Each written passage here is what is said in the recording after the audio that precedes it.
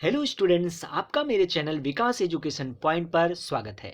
विद्यार्थियों, आज मैं आपको शिक्षा निदेशालय राष्ट्रीय राजधानी क्षेत्र दिल्ली द्वारा दी जाने वाली क्लास 9th के सामाजिक विज्ञान विषय से लोकतांत्रिक राजनीति से कार्यपत्रक या वर्कशीट 82 का अध्ययन करेंगे। विद्यार्थियों, यह कार्यपत्रक 9 फरवरी 2021 की है। आइए अध्ययन करते हैं। बच्चों, आज का हमारा टॉपिक है पाठ 1, लोकतंत्र क्या है, लोकतंत्र क्यों। बच्चों, पुनरावृत्ति कार्य चल रहा है। आइए नीचे दिए गए प्रश्नों को पढ़ते हैं, समझते हैं और इनके उत्तर लिखते हैं। तो पहला प्रश्न है बच्चों, निम्न 5 प्रश्नों के उत्तर संक्षेप में लिखना है। तो पहला प्रश्न है, जनता के शासन को क्या कहते हैं। तो ऑप्शंस हैं लोकतंत्र, राजतंत्र, तानाशाही, इनमें से कोई नहीं। तो जनता के शासन को हम बच्चों लोकतंत्र कहते हैं। नेक्स्ट क्वेश्चन है, संसार का सबसे बड़ा लोकतांत्रिक देश कौन सा है। तो ऑप्शंस हैं चीन, भारत, अमेरिका और फ्रांस। तो इसमें होगा बच्चों भारत। ठीक है। नेक्स्ट क्वेश्चन है क्वेश्चन नंबर 3, संसार के किसी एक गैर लोकतांत्रिक देश का नाम लिखिए। तो यह है उत्तर कोरिया। बच्चों, यहां पर लोकतंत्र नहीं है। नेक्स्ट क्वेश्चन नंबर 4, भारत में मतदान करने की निर्धारित उम्र खाली स्थान है। तो खाली स्थान पर हो जाएगा बच्चों 18 वर्ष, 18 वर्ष। तो बच्चों, भारत में मतदान करने की निर्धारित उम्र 18 वर्ष है। नेक्स्ट क्वेश्चन है, सैनिक तख्तापलट का क्या अर्थ है।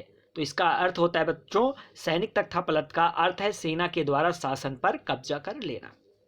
ठीक है, इसका आंसर इस प्रकार से लिख लेंगे। आइए बच्चों, क्वेश्चन नंबर 6 देखते हैं। निम्नलिखित अनुच्छेद को पढ़कर उसके नीचे लिखे प्रश्नों के उत्तर दें।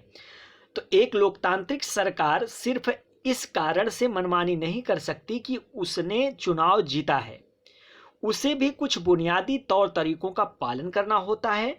खास तौर से उसे अल्पमत वाले समूह को दी गई कुछ गारंटियों का आदर करना होता है। हर प्रमुख फैसला लंबे विचार विमर्श के बाद लेना होता है।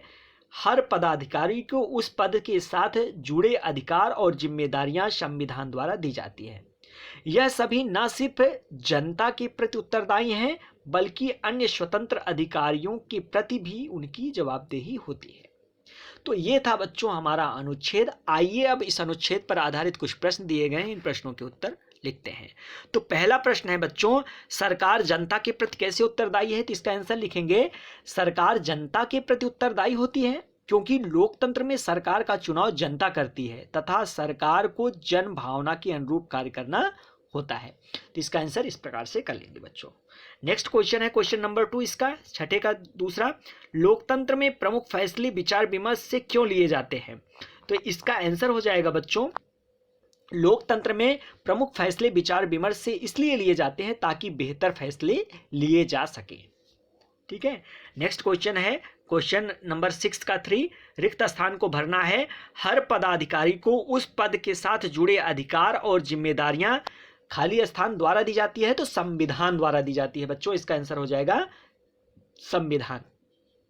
चलिए नेक्स्ट है क्वेश्चन नंबर 4, एक लोकतांत्रिक सरकार सिर्फ किस कारण से मनमानी कर सकती है। तो इसका आंसर लिखेंगे, एक लोकतांत्रिक सरकार सिर्फ इस कारण से मनमानी कर सकती है कि उसने चुनाव जीता है। ठीक है, ये पहले लाइन में ही इसका आंसर दिया गया है। ठीक है। चलिए नेक्स्ट क्वेश्चन है क्वेश्चन नंबर 7, लोकतांत्रिक और गैर लोकतांत्रिक शासन व्यवस्था में अंतर स्पष्ट करना है। तो आइए इसका आंसर करते हैं बच्चों। कैसे करेंगे, तो इसका आंसर हम इस प्रकार से करेंगे, लोकतांत्रिक सरकार जनता द्वारा चुनी जाती है जबकि गैर लोकतंत्र में ऐसा नहीं है। दूसरा लिखेंगे, लोकतांत्रिक सरकार ने स्वतंत्र और निष्पक्ष चुनावी मुकाबला होता है जबकि गैर लोकतांत्रिक सरकार में चुनाव नहीं होता है। लोकतंत्र में निरंतर चुनाव होते हैं जिसमें जनता सरकार को बदल सकती है। ठीक है बच्चों। और इसी का थर्ड लिखेंगे, लोकतांत्रिक देशों में लोगों को मौलिक अधिकार प्राप्त हैं जबकि गैर लोकतांत्रिक देशों में ऐसा नहीं है। ठीक है। तो इस प्रकार से क्वेश्चन नंबर 7 का आंसर हम कर लेंगे बच्चों। नेक्स्ट है क्वेश्चन नंबर 8, लोकतांत्रिक शासन व्यवस्था की कोई 3 विशेषताएं लिखिए। तो इसका आंसर लिखेंगे बच्चों, लोकतांत्रिक शासन व्यवस्था की प्रमुख विशेषताएं। तो इसका आंसर हो जाएगा, लोकतांत्रिक प्रमुख विशेषताएं, पहला, मुख्य फैसले निर्वाचित नेताओं के हाथ में होता है। स्वतंत्र एवं निष्पक्ष चुनाव मुकाबला होता है। एक व्यक्ति एक वोट एक मोल, और कानून का राज और अधिकारियों का आदर होता है। शासन के प्रति भागीदारी का सबको समान अवसर मिलता है। तो इस प्रकार से बच्चों क्वेश्चन नंबर 8 का आंसर हम लिख लेंगे और क्वेश्चन नंबर 7 का ऐसे कर लेंगे। ठीक है, अब आइए क्वेश्चन नंबर 9 देखते हैं बच्चों। लोकतंत्र में निष्पक्ष और स्वतंत्र चुनाव क्यों जरूरी है? तो इसका आंसर लिखेंगे, लोकतंत्र में वास्तविक अर्थ में लोकतंत्र स्थापित करने के लिए, बिना दबाव के स्वतंत्र व निष्पक्ष वोट डालने के लिए, सही प्रतिनिधि के चुनाव के लिए, शासन में भागीदारी का सबको समान अवसर प्रदान करने के लिए निष्पक्ष चुनाव जरूरी है। इस प्रकार से हम इस क्वेश्चन नंबर 9 का आंसर कर लेंगे। ठीक है, चलिए नेक्स्ट क्वेश्चन है question number 10 and last question है बच्चों। लोकतांत्रिक शासन व्यवस्था में जनता को अपने शासकों का चुनाव करते समय कौन कौन सी बातों का ध्यान रखना चाहिए? तो इसका आंसर हम बच्चों इस प्रकार से लिखेंगे। क्वेश्चन नंबर 10 का, लोकतांत्रिक व्यवस्था में जनता को अपने शासकों का चुनाव करते समय निम्नलिखित बातों का ध्यान रखना चाहिए। पहला, शासक योग्य हो तथा जिसकी मानसिकता संकीर्ण न हो। दूसरा हो जाएगा, शासक में समाज सेवा का भाव हो। ठीक है, सामाजिकता उसके अंदर होनी चाहिए। शासक अपराधी प्रवृत्ति का वह भ्रष्ट ना हो, अपराधी ना हो, क्रिमिनल ना हो वो। और चौथा इसमें लिखेंगे, शासक जो है वो दूरदर्शी हो। और लास्ट इसका 5वां लिखेंगे, जनता की भावनाओं तथा आकांक्षाओं के अनुरूप शासक काम करे।